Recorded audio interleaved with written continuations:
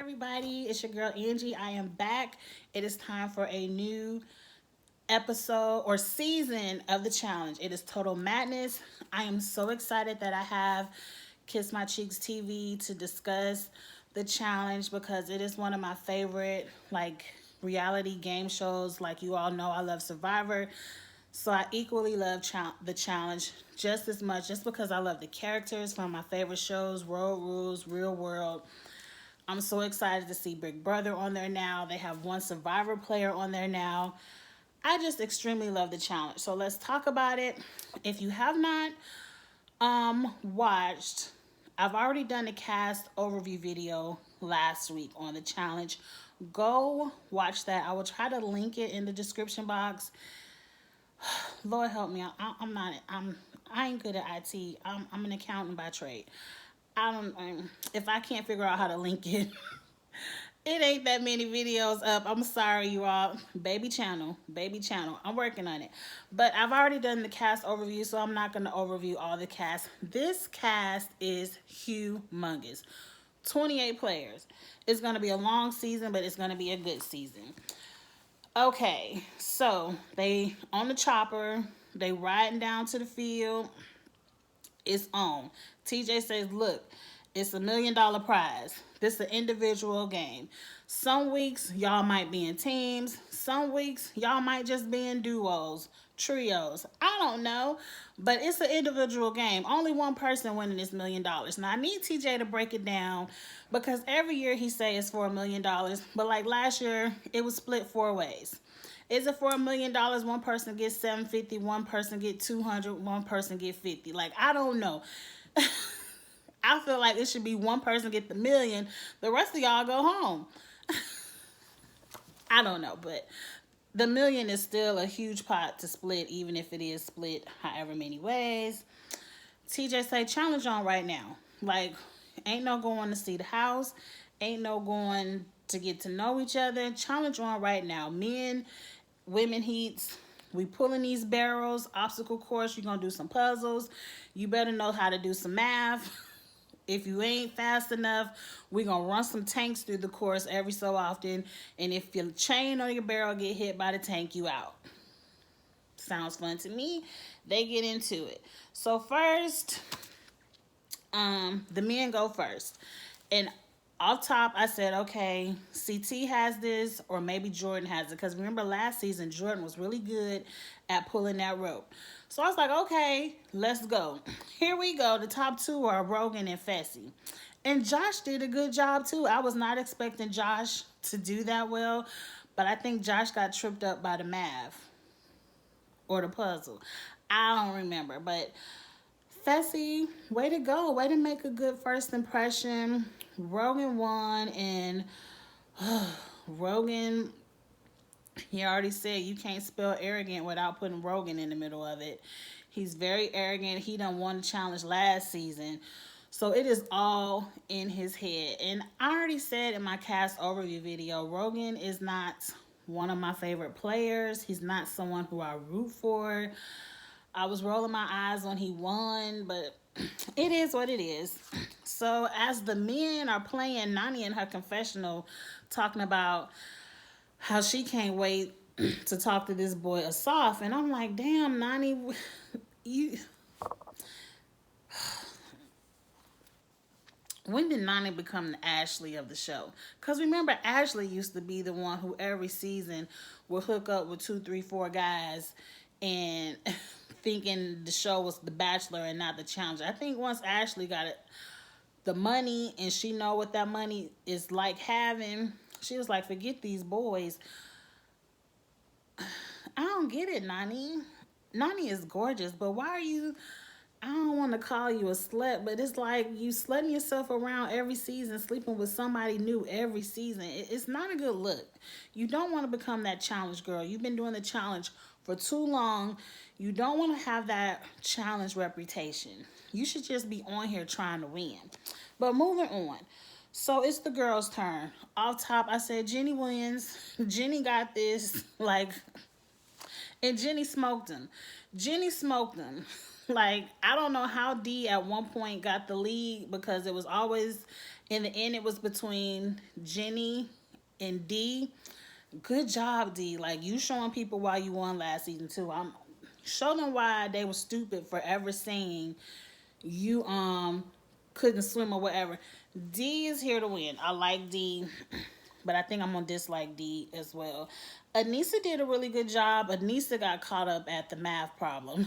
But Anissa was doing good too. And I might have to eat crow. Because I said Anissa has probably aged out. And that was wrong of me. That was wrong of me for saying, Anissa, you did a good job.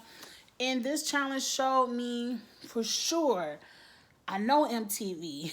I'm not a conspiracy theorist. I am not. But I just can't, for the life of me, see how Tori beat Jenny in a wall, what is it, a hall wall brawl, whatever it's called, football challenge. Every time I see Jenny compete, I just think, I'm like, it's no way Tori beat Jenny without some production. But we gonna move on. It's a whole new season. It's a whole new season. Now TJ, that's a rematch I want to see. I would love to see Jenny and Tori go again. So Rogan and Jenny win. They get to pick one person to join them to form the tribunal. They picked Corey for whatever reason. Bear is embarrassing himself. He is begging nonstop to be picked. At first, I thought they was going to pick him because Jenny is kind of close to Bear, I guess, through Georgia. But Georgia ain't there, so she like, bye, Bear. And they, UK, strong debut UK. Very strong. But they picked Corey. They kind of said, like, Corey's a strong competitor and he might be able to return the favor if he ever wins. We shall see. The house is a bunker. They don't have any luxury. It does look like jail. I would agree with a lot of the ladies. But they have this amazing open gym kitchen area, party area with the indoor pool. You like it, I love it. I don't know. So, in the house, the first thing that annoyed me, D. Get in the comments, y'all. Why is D torturing herself? Why? You and Rogan are no longer together. I'm sure you have watched the season and see how he completely used and trash talked you. I'm sure all you little girlfriends at home got in your ear and was like, he's a dog, he's trash, he's dirt. And you talking about, oh, I see Rogan, all these feelings are bubbling up inside of me. So you just want to look like a fool on TV. You just want people to read you every week on TV. I don't understand it. D, out of all those 28 beds in that bunker, she picks the bed right on top of Rogan's. And then was like, if he hooks up with someone, I don't know what I'd do. I probably lose my mind. It'll be vintage. I'm gonna bite her head off. And I'm like, I ain't gonna curse. I'm not gonna curse. But I would have been like, B, this ain't even your man. I can already tell as soon as a few people get voted out and enough beds free up, Rogan is gonna leave. Rogan's gonna leave that room because why are you torturing yourself? And then later on in the episode, D is like, oh, Jay is my type. I can see myself hooking up with Jay. Jay, don't do it. Jay, don't do it. Don't do it, Jay. But moving on. Let's move on. So now we see Jenny. It's too many J's. You got Jenny, Jen, Jenna. I'm gonna get them confused. Forgive me. Read me in the comments. Jenna, Kayla, and Nani are an alliance. And I'm like, okay, I know Jenna and Kayla are cool. They homegirls, BFFs. Where did Nani come from? I guess maybe last season, Nani was in the same alliance with Zach. So maybe Zach told Jenna to look out for Nani. I don't know, but it's a good look for Nani because Kayla and Jenna are good female competitors. They might can save her. Bear has a crush on Kayla. Kayla lets us know at this time she's in a relationship. We already know she F over her relationship and is all in straddling Bear's lap, kissing them all in the mouth. If it goes further than that, we don't know. We shall see. But girl, have you not been watching the challenge? You don't know Bear's trash. Moving on. It is night one. Nani and Asaf. I love his name. And Asaf is fine. I understand Nani. They kissing all in the mouth, sleeping in the same bed on night one. Night one. I guess Nani knew he was getting ready to go home. She had a premonition. She was like, let me get some now. I don't know. I don't understand it. I don't understand it. The challenge comes with a lot of mess. I love the gameplay of the challenge. I love the strategy of the challenge. I love the challenges of the challenge. Like, they are, Bananas calls the challenge a fifth sport. It is. It is very athletic. But the amount of childish, ratchet drama that goes on with this show, half the time can make you just want to fast forward through the majority of it. For the life of me, I don't know why this grown-ass woman wants to continue to damage her reputation on night one. But moving on. Now, this is interesting. The House votes for one person because the tribunal are the only ones that are safe. The House votes for one person to immediately be in the it's called purgatory this year, which is the elimination. So I guess it doesn't go by who does the worst, whoever's in last place. I don't know. Maybe it will sometimes. I don't know. But the House gets the vote. Then the tribunal picks 3 people that they get to interview. And then from those three, one of those 3 will go in with the House person. Okay. So I liked, and also the tribunal cannot participate. My camera is shaking. I'll try to be still. The tribunal cannot participate in the House vote. Interesting. So Bananas, I liked the way, as much as you love to hate Bananas, you love to hate Bananas. I like the way he was like, as a veteran, I think a vet, this is brand new, should lead this vote. So CT, go. I like how he threw it to CT. I liked it, one, because last year CT played a very straddle the fence game. He never, like sometimes last season, he wouldn't even vote. Like if the majority had already won, he wouldn't even vote either way. And I like how they was like, CT put it on the line. And CT voted for Jay. He was like, Fessy did really good in the challenge. He may win one of these. I don't want him coming for me. He said, Nani sleeping with a soft. CJ, you should have went ahead and got with D. And then who else he said? And he said Swaggy is with Bailey and Bailey has teeth on her. We'll get to that.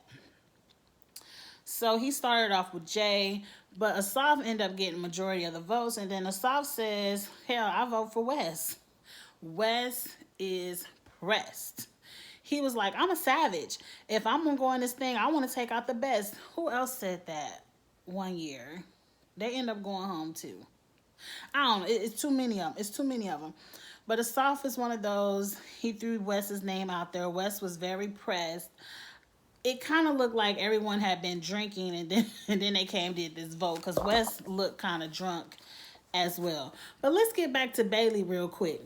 When did Bailey get to be so scary? Why is everyone scared of Bailey? I would have voted. I love Bailey and Swaggy. I love all of my Big Brother people, but I don't like that. I'm big bad. Got this. All she got is his mouthpiece, and so I'm like, cause everyone was looking at her crazy. Cause when Jay first got voted in, y'all already know what happened. He kind of was saying like, well, why you didn't, he went through all the prospects. It's like, why you didn't vote in Swaggy? Why you didn't vote in Fessy? Like, he was going through everyone's just because his name was said first. And so Bailey was like, so when you was over there talking about why you ain't voting Swaggy. You was trying to throw my man under the bus. And I ain't gonna curse. It's week 1. I'm sure I'm gonna have plenty more times to read Bailey. But Jay was like, look, I was just trying to defend myself. I wasn't trying to throw your man under the bus. Whatever. And Swaggy was like, she was like, oh, okay, cool. Well, I vote for a soft. And everyone was looking at her like, bitch, are you really doing this in the house meeting? Like, I put it on my notes. I said, I can already foresee that Bailey's mouth is going to get her thrown in next week. Bailey going to be in the purgatory next week. I can see it. Because don't nobody want to deal with all that mouth. Don't nobody want to deal with all that mouth, Bailey. Moving on. Bananas and West are going to play together this season. They going through all this history talking about every year people expect to see a Bananas and West going against each other. I did. Every year, Bananas Alliance, West Alliance. Who gonna get the numbers first? Every year. But so this year, they was like, nah. Because that just ended up getting us kicked out early. Which last season, they were out like, what, 2 and 3? They were out early. They were out very early. I think 2 and 3. And they was like, so we gonna work together. No one's gonna believe it. I think West and Bananas hugged and everyone's eyes went like everyone did a flip. Look, I messed up my hair. Everyone did a quick double take and I don't think it's gonna work. I don't think it's gonna work. I think maybe it's 28 of them. It's 28. Once they get down to 19, 20. Once they get down to 18, they gotta get a good majority of these people gone. Once they get down to 18, 19, they gonna flip. They can't. When you hate somebody that much, like Dee said, the feeling is just gonna start bubbling up. It's gonna start bubbling up. I don't see it working, but we shall see. The tribunal now votes. They vote in West Kyle Jay. They talk to everybody. Jay had, I don't see why they do it every season. Jay was like, look, I could be a vote for you. Why do you keep putting the prospects in when you can use the prospects to get rid of your threats? That's what I would do. Like, Kyle and Rogan both had these confessionals about how much they hate each other and don't trust each other. And now they want to say, oh, well, I ain't going to vote you down there. I hope that show we could work together. That ain't going to show nothing. Kyle is a liar. The first time Kyle was in that tribunal, Rogan, you on the floor. I can already see it. And West was a throwaway vote only because the Soft said West. They were never going to vote West down there for a Soft. But I do understand it. It's your first go around. You put the rookies down there because you don't expect them to win anything. And you don't want to ruffle the feathers too early in the game. You kind of saw what happened last season when they ruffled the feathers really early. All the vets went out very quickly. One alliance was shattered, and then it was a steamroll. It was a steamroll last season, and we don't want to see that again. That's not very fun. Jay goes in, Jay wins.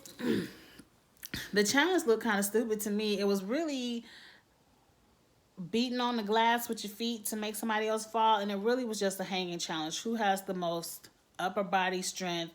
Asaf could have won this because when Asaf was running up and down that turf with his shirt off in the gym, we could have used a little more eye candy, but Asaf is gone. He lost.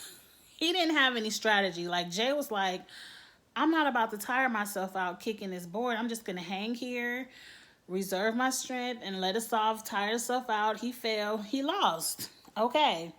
So now CJ finally tells them the twist.